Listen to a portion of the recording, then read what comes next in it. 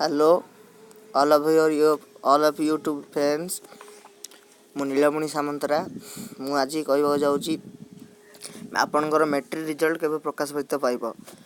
ବିଭିନ୍ନ ପ୍ରକାରରୁ ଜଣାଯାଇଛି ଆମର ପୂର୍ବ ବର୍ଷର ବିଗତ ଅନୁସାରେ ମେ 7, 2018 ରେଜଲ୍ଟ ବାହାରି ପଡ଼ିଥିଲା, କିନ୍ତୁ ଏ ବର୍ଷ ମେ 7 ବି ପୂର୍ବରୁ ନିର୍ଦ୍ଧାରିତ ଥିବା ସମୟ ମଧ୍ୟରେ କିନ୍ତୁ ଏହା ବାହାରି ନାହିଁ। କିନ୍ତୁ ଏହା କିଛି ବିରୋଧୀ କାହିଁକି ନା ଫନି ବାତ୍ୟାର ବିରୋଧରେ ଏହା କିଛି ଦୂର ଘୁଞ୍ଚି ଯାଇଛି। ତେଣୁକରି କରେକ୍ଟ ରେଜଲ୍ଟ ଆମେ କେବେ ପାଇପାରିବା ମୁଁ ଆପଣଙ୍କୁ ଦେଖାଇ ଦେଉଛି।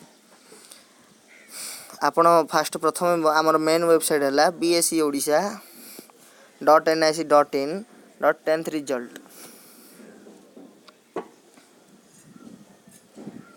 ଆପଣ ଏଇଟା ଦେଖନ୍ତୁ ପ୍ରଥମରେ ଆସିଛି BSc Odisha 10th result Odisha board announce. ଏବେ ବର୍ତ୍ତମାନ ହେଲା 3 hours ହେଲା ଏଗୋରେ। ତ ତେଣୁକରି ଏଇଟାକୁ କ୍ଲିକ୍ କଲେ ଆପଣ ପାଇପାରିବେ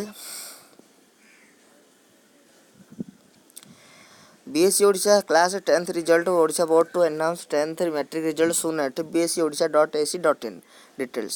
ତ the Odisha 10th result will be declared by the Odisha Board of Secondary Education BSc on its website।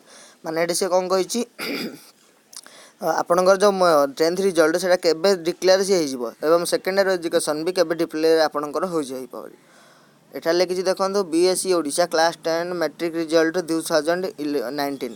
ତ the Odisha Board of Secondary Education BSc likely to announce the class 10 board examination result as 2019 and soon। ତ କ'ଣ ସେ 2019ର ଯେଉଁ result ଜଲ୍ଦି ସେ show କରିପାରିବ, କିନ୍ତୁ ଏହା ଆଗରେ କ'ଣ ହେଇଥିଲା ସେ 2018 ମସିହା ମେ 7 ତାରିଖରେ ରିଲିଜ୍ ହେଇଥିଲା।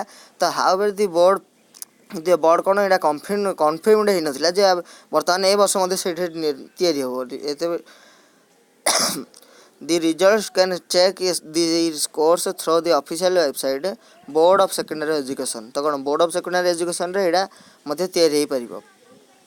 ତ ଆପଣ ପ୍ରଥମରେ କ'ଣ କରିପାରିବେ ସେ ଭିଜିଟ୍ କରିବେ ଯାଇକି ଯଦି ଆପଣଙ୍କ ଯେବେ ରେଜଲ୍ଟ ପବ୍ଲିଶ ହେଲା ସେଇଟା ଜାଣିଲେ bscodisha.ac.in ଏଇଟା ଭିଜିଟ୍ କରିପାରିବେ, ନହେଲେ ତ odisharesults.nic.in ଭିଜିଟ୍ କରିପାରିବେ।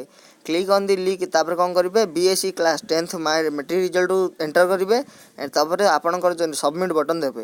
ତ ଆପଣ ଏଇଟା ଏଥିପାଇଁ କ'ଣ ଆପଣଙ୍କର ଜଲ୍ଦି କରି ଆଡ଼ମିଟ୍ କାର୍ଡ଼ଟିକୁ ସାଇତି କରି ରଖିଥାନ୍ତୁ। Download the result from relevant link and powerful Odisha.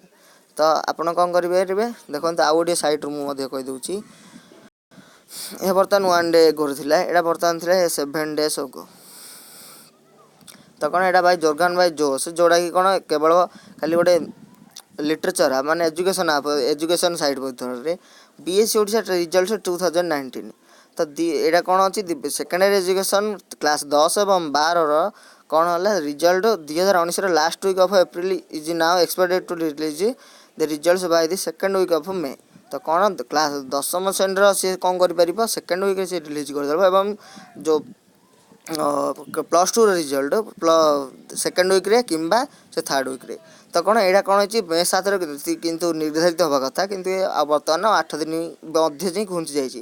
ତ ଆପଣ କ'ଣ ଆଉ ଗୋଟେ ସପ୍ତାହ ମଧ୍ୟରେ ଅର୍ଥାତ୍ ମେ 15 ଭିତରେ ରେଜଲ୍ଟ ୱିଲ୍ ବି ଡିକ୍ଲେୟାର୍ଡ। ତ କ'ଣ ଏଇଟା ମେ 15 ଭିତରେ ଆପଣ ଆପଣଙ୍କର ରେଜଲ୍ଟ ପାଇପାରିବେ। ତ ଆଶା କରୁଛି ଯଦି ଆମର ଇନଫର୍ମେସନ୍ଟି ଆପଣଙ୍କୁ ଭଲ ଲାଗିଥାଏ ତାହେଲେ ଲାଇକ୍ ଆଣ୍ଡ ସବସ୍କ୍ରାଇବ୍ କରିବେ ଏବଂ ବେଲ୍ ଆଇକନ୍କୁ ମଧ୍ୟ ଦବାଇ ଦେବେ। ଆଉ ଏପରି ଏଜୁକେସନ୍ ଟାଇପ୍ର ଭିଡ଼ିଓ ଦେଖିବାକୁ ହେଲେ ମୋ ଚ୍ୟାନେଲ୍କୁ ସବସ୍କ୍ରାଇବ୍ କରନ୍ତୁ।